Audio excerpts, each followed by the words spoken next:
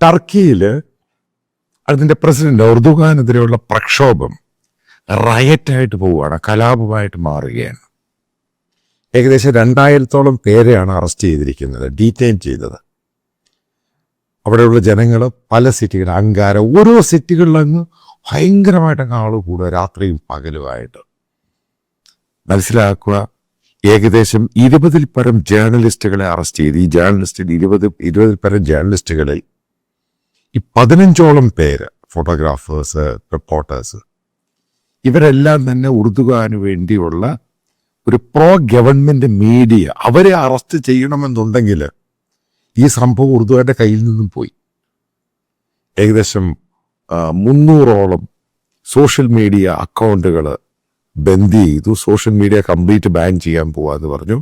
മുഴുവൻ മീഡിയ സെൻസറും റെസ്ട്രിക്ഷൻസും കൊണ്ടുവന്നു. എന്നിട്ടും അവർക്ക് പിടിച്ചു നിൽക്കാൻ സാധിക്കുന്നില്ല.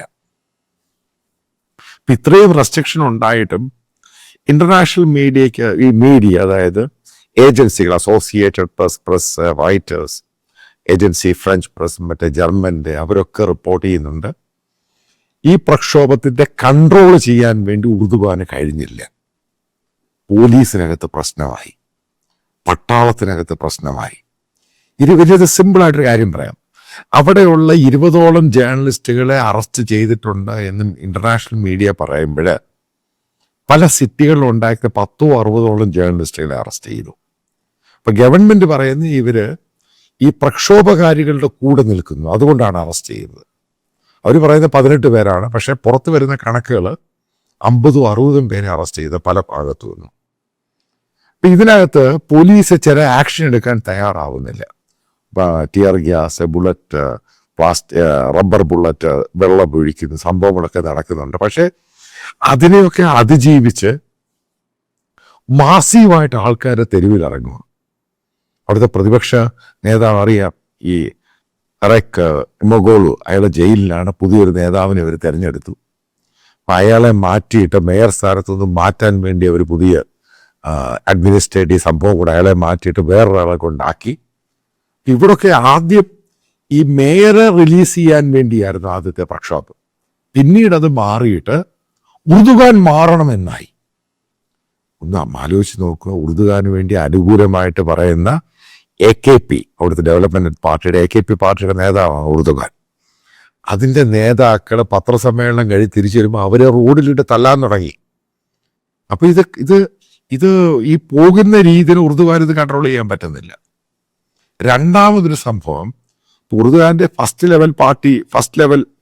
സെക്കൻഡ് ലെവലിലുള്ളവര് പലയിടത്തും ഉറുദുഗാന്റെ പാർട്ടിക്കാർ പ്രക്ഷോഭത്തിൽ പങ്കുചേരുന്നു. അപ്പൊ ചില മീഡിയാസ് റിപ്പോർട്ട് ചെയ്യുന്നു, അതിൻ്റെ അകത്ത് ഏകദേശം പല ഉറുദുഗാന്റെ പാർട്ടി നേതാക്കളെ അറസ്റ്റ് ചെയ്യാൻ തുടങ്ങി.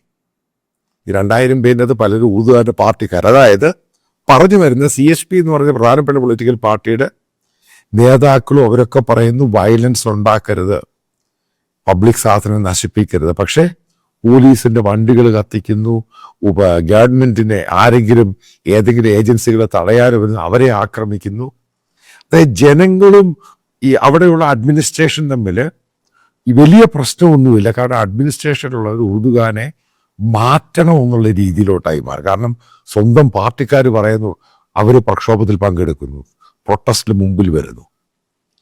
പിന്നീട് മറ്റൊരു സംഭവം ഉണ്ടാകുന്നത്, CSP നേതാക്കൾ തന്നെ പറയുന്നു, ആ പ്രക്ഷോഭകാരികൾ ഇപ്പോഴത്തെ സ്ലോഗന്റെ അകത്ത് ഉറുദുഗാന്റെ ബന്ധുക്കളെയും അതേപോലെ തന്നെ അവരെ തെറി വിളിച്ചുകൊണ്ടുള്ള പ്രകടനം നടത്തുന്നു. ഇപ്പൊ ബന്ധുക്കളെയൊക്കെ പ്രത്യേക ഒരു പട്ടാള ക്യാമ്പിലോട്ട് മാറ്റി. കാരണം എപ്പോഴാണ് ഇവരെ കൊല്ലുന്നതെന്ന് പറയാൻ പറ്റത്തില്ല. അതായത് മനസ്സിലാക്കുക, കലാപമായി ജനങ്ങളെ ഇളകി മുഴുവനും. അതായത് ടർക്കി മുഴുവനും കൺട്രോൾ അല്ലാത്ത രീതിയിലായി മാറി. ഇപ്പം ഇതുമായിട്ട് ബന്ധപ്പെട്ട ഇൻട്രസ്റ്റിംഗ് സംഭവമുണ്ട്. മറ്റു പല ഇൻട്രസ്റ്റിംഗ് സാധനങ്ങളൊക്കെ റിപ്പോർട്ട് ചെയ്യുന്നു. ഈ പ്രക്ഷോഭകാരികൾക്ക് ആഹാരവും സാധനങ്ങളൊക്കെ അവിടെയുള്ള ജനങ്ങളാണ് കൊണ്ടു കൊടുക്കുന്നത്. വെള്ളവും ആഹാരവും ബ്രെഡും ടോസ്റ്റും സാൻഡ്വിച്ചും ഒക്കെ അവരുണ്ടാക്കി ഈ പ്രക്ഷോഭകാരികൾക്ക് കൊണ്ടു. അപ്പം മനസ്സിലാക്കേണ്ടത്, കേരളത്തിലെ ഉറുദുഗാന്റെ വളരെ ഫാനുകളായിട്ട് സുഡുക്കളായി ഇവർക്ക് ഈ സാധനം കൊടുക്കുന്നത് ഉറുദുഗാന്റെ പാർട്ടിക്കാരാണ് ഈ പ്രക്ഷോഭകാരികൾക്ക് ആഹാരം കൊടുക്കുന്നത്. അവരെ സഹായിക്കുന്നത്. കാരണം ലൈറ്റ് കാരണം അവിടെ മുഴുവൻ ലൈറ്റ് ഓഫ് ചെയ്യും ചില ഭാഗത്ത്. അപ്പോൾ ജനറേറ്റർ വെച്ച് ലൈറ്റ് അടിച്ചു കൊടുക്കുന്നത്. കാരണം ഒരു വല്ലാത്തൊരു അന്തരീക്ഷം ക്രിയേറ്റ് ചെയ്തു, വല്ലാത്ത അന്തരീക്ഷം. അപ്പം അതിനകത്ത് ചില റിപ്പോർട്ട്സുകൾ വരുന്നു, അവിടെയുള്ള പട്ടാളത്തിലെ ചില സീനിയറായിട്ടുള്ള ആൾക്കാർ ആവശ്യപ്പെട്ടു ഇൻഡയറക്റ്റായിട്ട് ഉറുദുഖാൻ മാറി നിൽക്കണം, അല്ലെങ്കിൽ ഈ പറയുന്ന പ്രതിപക്ഷ നേതാവിനെ അറസ്റ്റിലായാളെ പുറത്തു വിടണം. ഉറുദുഖാന്റെ മാനസികമായ സ്ഥിതിയാണ്, കാരണം അയാൾക്ക് പ്രായത്തിന്റെ പ്രശ്നമാണെന്നൊക്കെ ചോദ്യമായി. ഈ ചോദ്യം വരുമ്പോഴത്തെ പ്രക്ഷോഭത്തിലോട്ട് പോവുക, പ്രക്ഷോഭം മാറിയിട്ട് കലാപത്തിലോട്ട് പോവുക. റയറ്റ് എന്നുള്ള വാക്കാണ് ടർക്കിഷ് പത്രങ്ങൾ വരെ ഉപയോഗിക്കുന്നത്. ഇപ്പോൾ യൂറോപ്യൻ യൂണിയനും മറ്റുള്ള രാജ്യങ്ങളും നോക്കിക്കാണും എന്താണ് അവിടെ സംഭവിക്കുന്നത്. പിന്നെ മറ്റൊരു സംഭവം ഉണ്ടായി, ഈ ഹമാസിന്റെ പല നേതാക്കളെ അവിടെ ആശുപത്രിയിൽ അഡ്മിറ്റ് ചെയ്തിട്ടുണ്ട്. അവിടെ ആശുപത്രി അടിച്ചു പൊളിച്ചു. ഇതൊന്നും അവിടുത്തെ പത്രങ്ങളെ ബാൻ ചെയ്തേക്കാണ് റിപ്പോർട്ട് ചെയ്യാതിരിക്കാൻ. അപ്പം അവരെ മുഴുവനും അവിടെയുള്ള പ്രക്ഷോഭകാരികൾ ഒരു പ്രത്യേക വീട്ടിനകത്ത് കൊണ്ടങ്ങ് താമസിപ്പിച്ചു. അവിടുന്ന് അനങ്ങരുത്, കാരണം ഇവരെ തിരിച്ച് അവർ പറയുന്നത് ഇവരെ ഇസ്രായേലിന് കൊടുക്കും. എല്ലാ രീതിയിലും ഉറുദുഖാൻ പെട്ടിരിക്കുകയാണ്. അവിടെയുള്ള എല്ലാ പൊളിറ്റിക്കൽ പാർട്ടി, ഉറുദുഖാനെ സപ്പോർട്ട് ചെയ്യുന്ന പൊളിറ്റിക്കൽ പാർട്ടി, അതായത് ചെറിയ ചെറിയ പാർട്ടികൾ, അവരെല്ലാം അയാൾക്കെതിരെ അങ്ങ് തിരിഞ്ഞു. ഇപ്പം ഇനി വരാൻ പോകുന്ന ദിവസങ്ങളിൽ 2-3 ദിവസങ്ങളിൽ അറിയാൻ പറ്റും എത്രമാത്രം ഉറുദുഖാൻ ക്രാക്ക് ഡൗൺ ചെയ്താലും ഇതിനെ ക്രാക്ക് ഡൗൺ ചെയ്യാൻ പറ്റാത്ത രീതിയിൽ ഒരു വിസ്ഫോടനമായി മാറി. കാരണം ഇയാൾ വേണ്ടാത്ത രീതിയിലോട്ട് വീണ്ടും ഒരു ടെനോറ് വേണ്ടി പോയതല്ല. 22 വർഷമോടെ ഭരിച്ചതാ. അടുത്ത ടെനറും കൂടെ പോകാൻ വേണ്ടി അവിടുത്തെ കോൺസ്റ്റിറ്റ്യൂഷൻ മാറ്റാൻ വേണ്ടിയുള്ള പരിപാടിയായിട്ട് ഏർലി സ്നാപ്പ് പോൾ പ്രഖ്യാപിച്ചു. അതിൻ്റെ പേരിലാണ് ഇത്രയും ഇഷ്യൂ ഉണ്ടായത്. എന്നിട്ട് അവിടുത്തെ പ്രധാനപ്പെട്ട പ്രതിപക്ഷ നേതാവിനെ അവരെ കാൻഡിഡേറ്റ് ആയിട്ട് ഫിക്സ് ചെയ്തു, ഡിക്ലെയർ ചെയ്തു. അപ്പോൾ അയാളെ പിടിച്ച് കള്ളക്കേസ് ഉണ്ടാക്കി അറസ്റ്റ് ചെയ്തു. ഇപ്പം കേരളത്തിലെ ഈ സുഡാപ്പികളും ഈ പറയുന്നതിന് മനസ്സിലാക്കേണ്ട സംഭവമുണ്ട്. ഒരു രാജ്യത്ത് സ്വാതന്ത്ര്യവും ജനാധിപത്യവും എല്ലാം കിട്ടി. അതിനെ തിരിച്ച് റിവേഴ്സായിട്ട് ഇസ്ലാമിക രീതിയിൽ സുപ്രീം അതോറിറ്റി എന്നൊക്കെ പറഞ്ഞ ഉറുദുഖാൻ ഉണ്ടാക്കിയിട്ട് ജനങ്ങളുടെ സ്വാതന്ത്ര്യം ഇല്ലാതാക്കാൻ ശ്രമിക്കുമ്പോൾ മനസ്സിലാക്കുക, പിടിവീഴും. അതാണ് ഉറുദുഖാൻ സംഭവിച്ചത്. കൂടുതൽ ഇസ്ലാമൈസേഷനും അതും ഇതും എല്ലാം കൊണ്ടുവന്ന് ആ രാജ്യത്തെ കുളമാക്കാൻ ശ്രമിച്ചാൽ ഇപ്പം നോക്കുക, അവിടുത്തെ സ്റ്റോക്ക് എക്സ്ചേഞ്ച് തകർന്ന് താഴെ പോയി. അവിടെയുള്ള പല ഇൻവെസ്റ്റേഴ്സ്, അവിടെയുള്ള പല കമ്പനി നടത്തുന്നവർ, അവർ സോഷ്യൽ മീഡിയ പറയാൻ തുടങ്ങി ഈ ഇഷ്യൂ ഫർദറായിട്ട് എസ്കലേറ്റ് ചെയ്യുവാണെങ്കിൽ ബിസിനസ്സുകളെല്ലാം പൊളിഞ്ഞു പോകും, ഫർദർ ആ രാജ്യം നശിക്കും. ഉറുദുഖാന്റെ പാർട്ടിക്കാർ ഉറുദുഖാൻ പറയുന്നത് ആ എക്കോണമി തകർക്കാൻ വേണ്ടി ചെയ്യുവാണ്. ഇപ്പം ഇതൊന്നും ജനങ്ങൾ പുല്ല് വിലയാണ് കൊടുക്കുന്നത്. അപ്പം തെരുവിൽ ഉറുദുഖാന്റെ പാർട്ടിക്കാരെ അനുകൂലിക്കുന്നവരെ, ഉറുദുഖാനെ ആരൊക്കെ സപ്പോർട്ട് ചെയ്യുന്നു അവരെ നേരിടാൻ തുടങ്ങി കഴിഞ്ഞപ്പോഴത്തേക്ക് ഉറുദുഖാന്റെ കയ്യിൽ നിന്നും മാറിപ്പോയി, എല്ലാം സ്ലിപ്പായിട്ട് പോയി. ഇപ്പോൾ വരാനുള്ള 3-4 ദിവസങ്ങൾ അറിയാൻ സാധിക്കും ടർക്കി പൊളിറ്റിക്സ്, ഉറുദുഖാന്റെ ഭാവിയും എന്തായിരിക്കും, അല്ലെ ഒളിച്ചോടി സിറിയയിൽ എവിടെ പോവാന്നുള്ളത് വരാനുള്ള ദിവസം നമുക്ക് കൂടുതൽ ചിത്രങ്ങൾ വ്യക്തമാകും.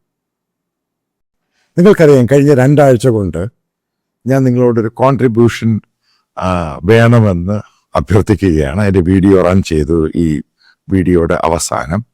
അപ്പം അതിനകത്ത് ചില പ്രശ്നങ്ങളുണ്ടായി. കാരണം ബാങ്കുകളുടെ ചില ലിമിറ്റ്, അതേപോലെ GPay, ഗൂഗിൾ പേ, UPIയുടെ ചില ലിമിറ്റ്, അപ്പോൾ അതൊക്കെ റെക്ടിഫൈ ചെയ്തിട്ട് പുതിയ അക്കൗണ്ടും ഡീറ്റെയിൽസും അതേപോലെയുള്ള റെസ്ട്രിക്ഷൻസും ഉണ്ടാവുകയില്ല. വിദേശത്തുള്ളവർക്ക് കറണ്ട് അക്കൗണ്ടിൽ അയക്കാനുള്ള ബുദ്ധിമുട്ട് അത് മാറ്റിയിട്ട് പേഴ്സണൽ അക്കൗണ്ട് വേണ്ടി തരുന്നുണ്ട്.